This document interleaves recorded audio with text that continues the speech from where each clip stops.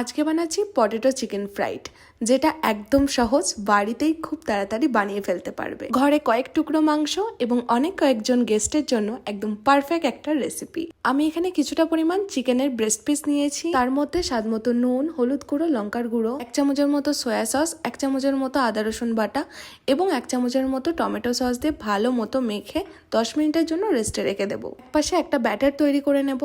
3 চামচ বেসন, 3 চামচ চালের গুঁড়ো, স্বাদ মতো নুন, লঙ্কার গুঁড়ো দিয়ে একটা ঠিক মতো ব্যাটার তৈরি করে নেব। আগে থেকে একটা আলুকে গোল গোল স্লাইস করে জলে ভিজিয়ে রেখেছিলাম 10 মিনিটের জন্য। এইবারে একটা টুথপিক নিয়ে মাঝখান বরাবর মাংসের পিসটা দিয়ে এক পাশ দিয়ে আলুটাকে গেঁথে আরেক পাশ দিয়ে মুড়ে নেব। এইভাবে আমি সবগুলোকে রেডি করে নেব। এটা এতটাই মুচমুচে হয়, তোমরা একবার অবশ্যই ট্রাই করো। এইবারে ব্যাটারে ডিপ করে মিডিয়াম টু লো হিটে ভালোভাবে এগুলোকে সময় নিয়ে ফ্রাই করে নিতে হবে। ব্যাস, তাহলে রেডি আমাদের পটেটো ফ্রাইড চিকেন। এটা দেখতে যতটা ক্রিস্পি হয়েছে, খেতেও দুর্দান্ত। তোমরা একবার বাড়িতে অবশ্যই ট্রাই করো। ভিডিওটা ভালো লাগলে লাইক, কমেন্ট, শেয়ার করতে একদম ভুলো না। আজকের মতো বাই।